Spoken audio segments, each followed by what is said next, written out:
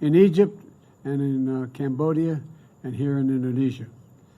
In this moment of great global challenges, from global inflation to the climate crisis to Russia's brutal war against Ukraine, we're bringing together the broadest possible coalition of partners to deliver results. At COP27 in Egypt, I made it clear that thanks to the bold agenda of our administration, we pursue from day one to tackle the climate crisis and advance energy and security at home and around the world, the United States will meet our emissions targets under the Paris Agreement. I just met in person with Xi Jinping of the People's Republic of China. We had, we had an open and candid conversation about our intentions and our priorities.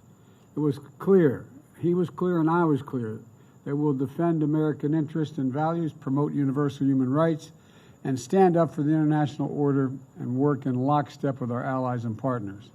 We're going to compete vigorously, but I'm not looking for conflict. I'm looking to manage this competition responsibly. And I want to make sure that every country abides by the international rules of the road. And we discussed that.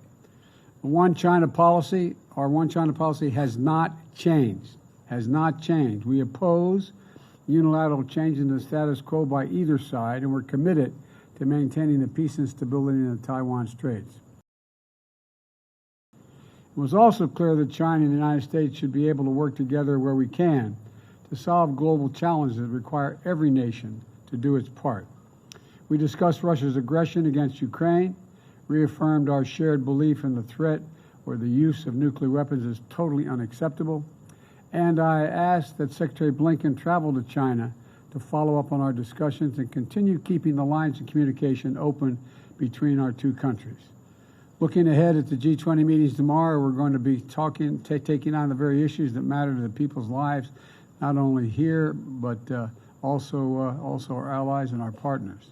That means tackling the suffering that Russia's aggression has unleashed, not just in Ukraine people, but the people around the world, particularly food insecurity, and strengthening the fundamentals of our global economy for everyone. Yes, I didn't find him more confrontational or more conciliatory. I found him the way he's always been, direct and straightforward. And do I think he's willing to compromise on various issues? Yes.